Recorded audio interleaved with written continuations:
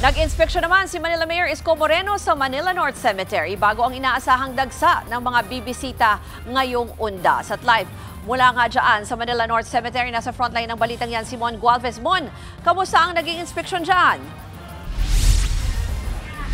Ruth, binigyan din ni Manila Mayor Isko Moreno na walang magiging adjustment sa mga ginawang paghihigpit dito nga sa Manila North Cemetery at sa iba pang pangunahing sementeryo sa Maynila. Ngayong Undas, yan ay kasabay ng ginawang inspeksyon ng alkalde sa naturang sementeryo.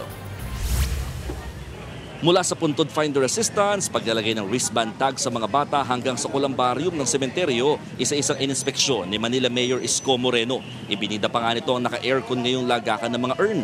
Binigyan din ng alkalde na bawal ang pamorningan ngayon sa sementeryo. Bukas lamang ito mula alas 5 ng umaga hanggang alas 9 ng gabi. Mahigpit din ipatutupad ang zero vendor policy sa loob ng Manila North Cemetery. Lahat ito ay para mapanatiling mataimtim daw ang paggunita sa mga namayapa ng mahal sa buhay. Iniiwasan din daw ng lokal na pamahalaan na makadagdag pa sa pagsisikip sakaling marami rin nagtitinda sa loob. Tanging mga nagtitinda lamang ng bulaklak at kandila ang pinapayagang makapwesto sa harapang bahagi ng sementeryo.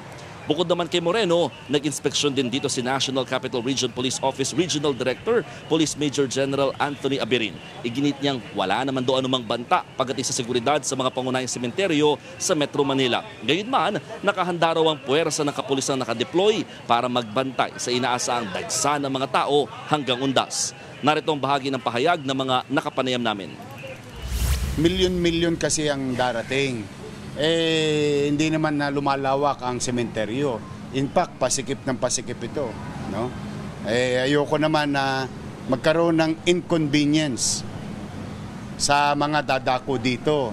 Pag marami pong tao at siksikan po na ang tao, may mga kababayan po tayong kahit papano nananamantala po talaga. Yun po ang una nating binabantayan.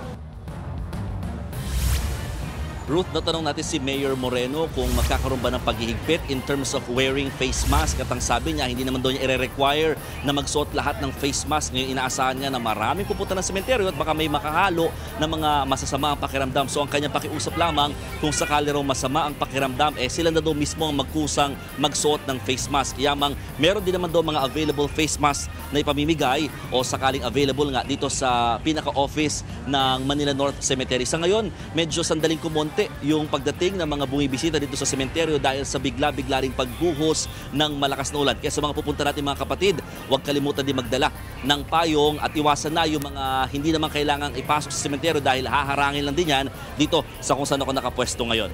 Ruth. Yan po ang expert report ni Mon Gualvez.